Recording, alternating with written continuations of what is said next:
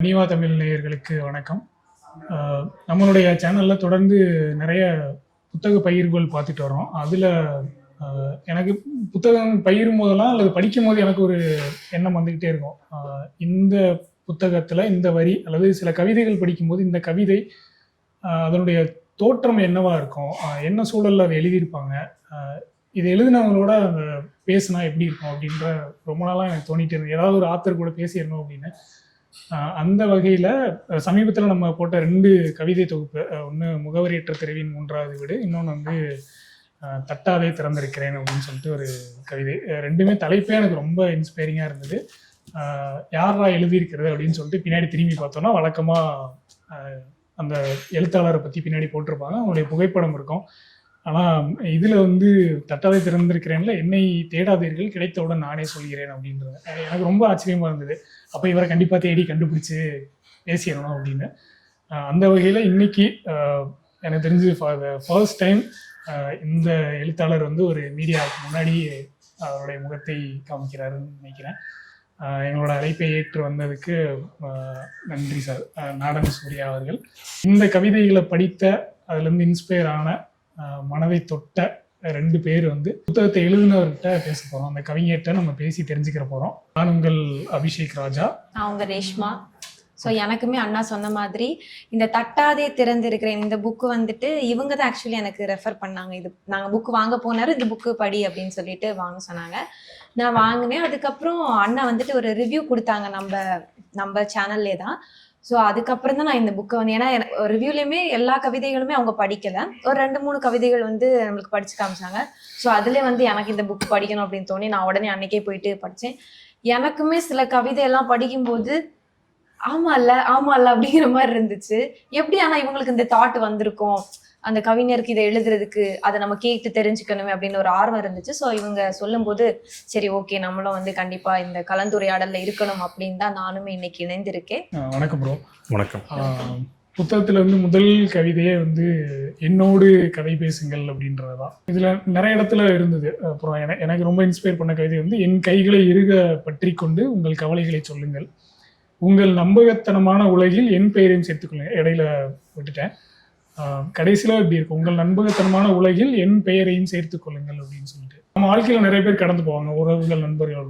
இந்த யாரோ அப்படின்னு ஒருத்தவங்க இருப்பாங்கல்ல, அந்த யாரோ இந்த கவிதை மூலியமா எனக்கு அதான் தெரியுது. யார வேணாலும் இருந்துட்டு போங்க, உங்களோட சேர்த்துக்கங்க அப்படின்ற ஒரு நான் பெரும்பாலும் நாங்கள் வாசிக்கிற கவிதைகள்லாம் அது என்ன தோற்றுவாய், அது எப்படி எழுதுனீங்க, எப்படி தோணுச்சு, ஏதாவது ஒரு சம்பவம் நடந்திருக்கும். ஒரு சில கவிதைகள் நாங்கள் ஒரு மாதிரி புரிஞ்சிருப்போம், ஆனால் நீங்கள் வேற ஒரு சம்பவத்துக்காக எழுதியிருப்பீங்க. அதெல்லாம் கொஞ்சம் பயந்துக்கிட்டா நல்லா இருக்கும்னு தோணுது. முதல்ல இந்த கவிதைகள் இந்த யாரோ அப்படின்றதுல என்னவா இருக்கு? இல்லை நீங்கள் அந்த ஆனால் எனக்கு அதுக்கு முன்னாடி உங்களுக்கு எப்படி இந்த கவிதை எழுதக்கூடிய ஆர்வம் வந்துச்சு அப்படின்னு ஒரு கேள்வி இருக்கு. எப்போத்துலேருந்து நீங்கள் எழுத ஆரம்பிச்சிங்க, அதை ஃபர்ஸ்ட் சொல்லிட்டு அப்படியே வந்தீங்கன்னா நல்லா இருக்கும்னு நினைக்கிறேன். கவிதை வந்து நான் வந்து எனக்கு இயற்கையாகவே வந்து எங்கள் வீட்டில் வந்து அம்மாவும் தமிழ் சார்ந்து இயங்கக்கூடியவங்க, அப்பாவும் தமிழ் சார்ந்து இயங்கக்கூடியவங்கிறதுனால கவிதைங்கிற வார்த்தை வந்து ரொம்ப புழக்கமான வார்த்தையாக இருந்தது சின்ன வயசுலேருந்தே. நான் வந்து தாத்தா பாட்டி கூட தான் வளர்ந்தேன். ஸ்கூலிங் வரைக்குமே நாங்கள் தான் திருவாரூரில் தான் படித்தேன். பட் இருந்தாலுமே வந்து ஒரு தமிழ் சார்ந்த ஒரு குடும்பம் அப்படிங்கிறதுனால கவிதை வந்து எனக்கு ஒரு பெரிய ஒரு அபூர்வமான விஷயமா தெரியல. முதல்ல நான் வந்து கவிதை எழுதினது எப்போன்னு பார்த்தீங்கன்னா, நான் 5வது படிக்கும்போது பாட்டி இறந்துட்டாங்க. பாட்டி தான் வளர்த்ததே என்ன ஃபுல்லாக. பாட்டி இறந்ததுக்கு வந்து அப்பா சித்தப்பாக்கள்லாம் சேர்ந்து ஒரு நினைவு மலர் மாதிரி ஒன்று ரெடி பண்ணாங்க. ஸோ பாட்டியுடைய அந்த அன்பை உணர்ந்த மனிதர்கள்லாம் இருப்பாங்கள்ல, அவங்கள்ட்டலாம் வந்து பாட்டியை பற்றி கேட்டு அதை வந்து ஒரு டாக்குமெண்டேஷன் பண்ணலாம் அப்படின்ட்டு. ஸோ அந்த டைமில் நானும் அடம் பிடிச்சி நானும் பாட்டியை பற்றி அதை சொல்லுவேன் அப்படின்ட்டு 5வது படிக்கும்போது 2005 இறந்தாங்க. அப்போ ஏதோ ஒரு தோணுதான் நான் சொன்னேன். 2004 வந்து சுனாமி வந்துட்டு போயிருந்துச்சு. ஸோ நீங்கள் இறக்க போகிறீங்கன்ட்டு தெரிஞ்சுதான் கடைசியாக கடல் உங்களை வந்து பார்க்க வந்துட்டு போயிடுச்சு போல அப்படின்ட்டு அப்போ ஏதோ தோணுது, அப்படி பதிவு பண்ண ஆரம்பிச்சது. அடுத்த கவிதை பார்த்தீங்கன்னா தாத்தாவோட இறப்பு. ஸோ வழியிலிருந்து தான் ஒரு கலை பிறக்குங்கிற மாதிரி அந்த ஒரு 2 வழியும் வந்து எனக்கு 2 கவிதைகளை வந்து அந்த வயசுலேயே ஏதோ தோண வச்சுது. தாத்தாவுடைய இறப்புக்குமே ஒரு நினைவு மலர் போட்டாங்க, அதுலேயுமே என்னுடைய ஒரு சின்ன கவிதை வந்து பகிர்ந்துக்கிட்டேன். பட் ஒரு ஃபுல் ஃப்ளெஜ்டாக ஒரு இலக்கியமாக எனக்கு வந்து புரிய ஆரம்பிச்சது பார்த்தீங்கன்னா லேட்டராக தான், ஒரு கல்லூரி டைமில் தான். ஏன்னா எனக்கு வந்து அமைந்த பேராசிரியர்கள் வந்து ரொம்ப சிறப்பு வாய்ந்தவர்கள். எனக்கு மட்டும் 2 தமிழ் பேராசிரியர்கள். நான் மேக்ஸ் தான் படித்தேன், பட் ஃபர்ஸ்ட் 2 வருஷம் நமக்கு தமிழ் இருக்கும். அதில் ஒருவர் வந்து முனைவர் திரு ஹாஜாகனி அவர்கள், இன்னொருத்தர் வந்து திரு இன்குலாப் அப்படின்ட்டு, புரட்சி கவிஞர் இன்குலாப்னு கேள்விப்பட்டிருப்பீங்க, அவருடைய மகன். ஸோ இந்த 2 பேராசிரியர்களின் மூலமாக தான் எனக்கு வந்து அப்பா கவிஞர் அப்படிங்கிறதுனால என்னுடைய ப்ரொஃபஸர்ஸ் என்ன நினச்சிட்டாங்கன்னா, எனக்கும் ஆப்வியஸாக கவிதை மேலே ஆர்வம் இருக்கும்னு சொல்லிட்டு என்னை கேட்காமலே வந்து காம்படிஷன்ஸ் எல்லாம் பேர் கொடுக்கறது, கவிதை போட்டி, பேச்சு போட்டி, அப்போல்லாம் எனக்கு சுத்தமாக ஐடியாவே கிடையாது. பட் வேறு வழி இல்லாமல் தொடங்க ஆரம்பிச்சது தான். போக போக அந்த கவிதையின் சுவை வந்து நமக்கும் உள்ளே இறங்குனதுனால ஆட்டோமேட்டிக்காகவே அதன் மேலே ஒரு பயங்கரமான ஒரு ஈர்ப்பு வர ஆரம்பிச்சது. இப்போது இந்த கவிதை நீங்கள் கேட்டது வந்து அந்த யாரோ யாரோன்னு சொல்கிறீங்களா, அந்த யாரோக்களால் நிறைந்தது தான் இந்த உலகமே. நீங்கள் ரொம்ப தெரிஞ்சவங்க கூடயே நம்ம ட்ராவல் பண்ணிட்டு இருக்கோம், தெரியாத ஒருத்தன் வந்து செய்கிற ஒரு சின்ன ஒரு விஷயம் வந்து நமக்கு பெரிய ஒரு புரிதல் ஏற்படுத்தும். அதாவது இன்னொரு கவிதை இருக்கும், போகிற போக்கில் மனிதத்தை சிந்துவிட்டு போகும் ஒரு அறிமுகமற்ற மனிதராக இருந்து விடுங்கள் அப்படின்ட்டு. நீங்கள் வந்து இப்போ நம்ம பழகிருக்கோம், நம்ம பழகிறதுக்கு முன்னாடி நீங்கள் யாரோ நான் யாரோ, ஆனால் எனக்கு தெரியாம தானே என்னுடைய புக்கும் வந்து உங்களுக்கு பிடிச்சது, என்னுடைய கவிதைகள் பிடிச்சது. அந்த யாரோக்களால் நிறைந்தது தான் உலகம். நமக்கே தெரியாமல் அந்த யாரோன்னு சொல்லப்படுறவங்க நம்மளோட இணைந்து தான் இருக்காங்க, நமக்கு ஏதோ ஒரு வகையில் உதவியாக இருக்காங்க, ஒரு ஆறுதலாக இருக்காங்க.